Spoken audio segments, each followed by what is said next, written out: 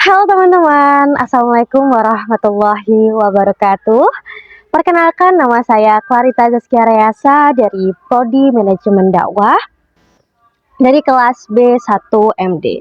Saya sedang mengerjakan tugas ujian akhir semester sejarah dakwah, yaitu membuat vlog observasi sejarah perkembangan dakwah pada masa lampau. Pada kesempatan kali ini, saya akan mengajak teman-teman semua untuk menyelami sebuah kisah sejarah penuh hikmah dengan judul Cahaya Islam dari Sunan Prawoto.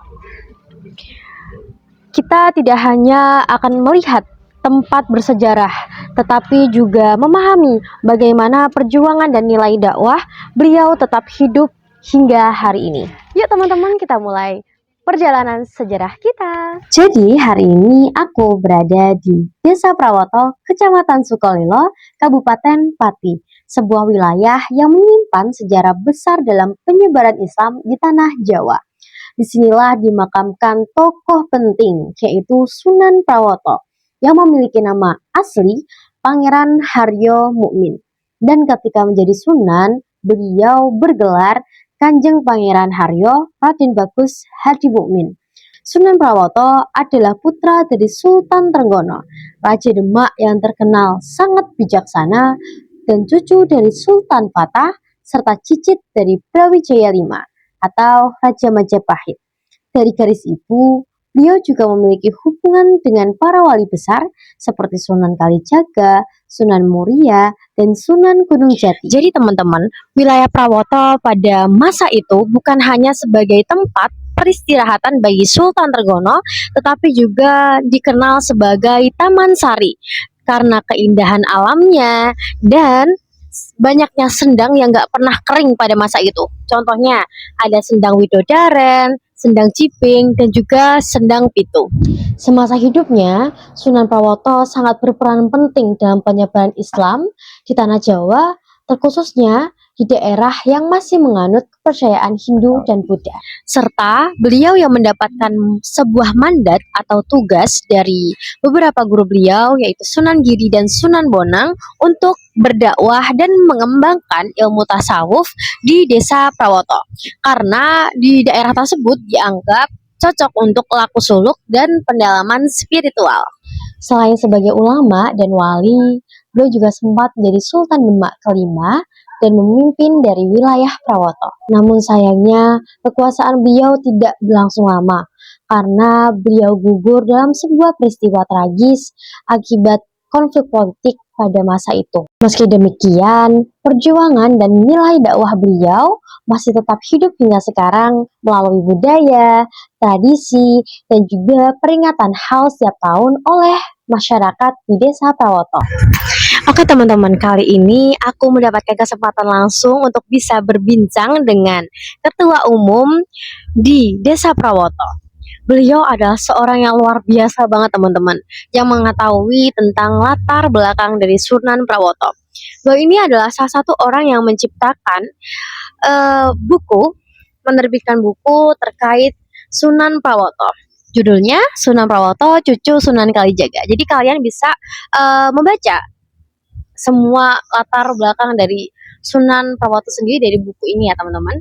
Dan beliau adalah Kanjeng Raden Tumenggung, Dr. Rendes, Kiai Haji Ana Mansuron, Sarjana Hukum, Magister Hukum. Ikutin keseruannya ya teman-teman. Prawoto waktu itu kan zaman dahulu itu karena tadi Sunan Prawoto itu belum diadakan kirab buruk itu waktu 1979. Jadi dimulainya ada kirab buruk itu 1979. Jadi sebelum 1979 Sunan Prawoto di situ itu tempatnya itu ya hanya tradisinya cuma hanya wayangan, wayangan itu. Jadi tradisinya setiap tahun itu hanya wayangan itu dulu. Terus dengan apa itu istilahnya ya selamatan atau bacaan itu syukuran itu hanya gitu. Terus mulai tahun 1979 itu para pemerintah Desa Prawoto dan bersama ulama-ulama baik di sekitar sini maupun ulama yang dianggap mengetahui atau khawas ya, khawas itu mengetahui istilahnya tempat-tempat para wali-wali itu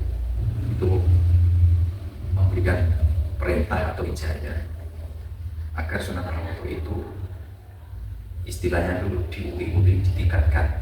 Dan ditingkatkan itu akhirnya diadakan kirab budaya.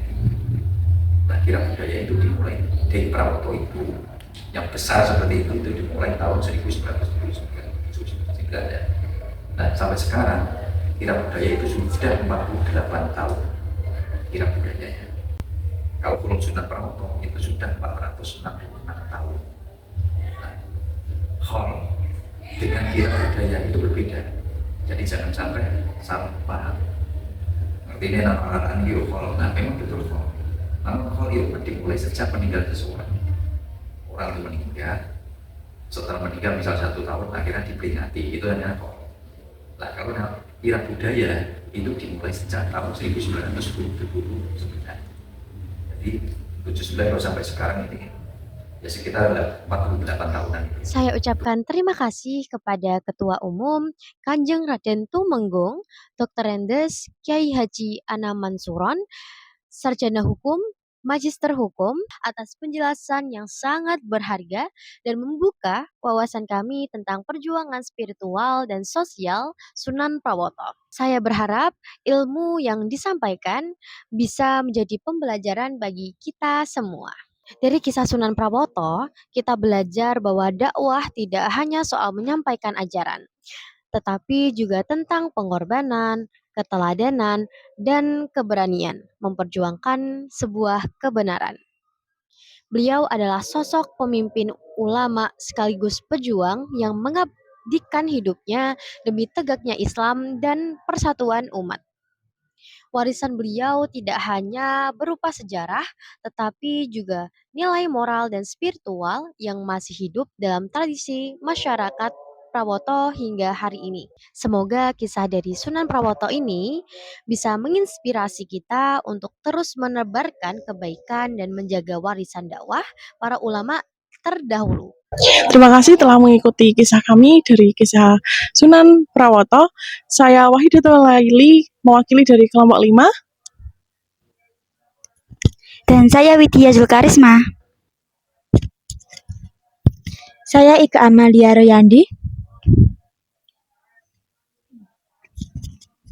Saya Putri Salsabila. Dan saya Clarita Zaskia Reza mengucapkan terima kasih. Bye.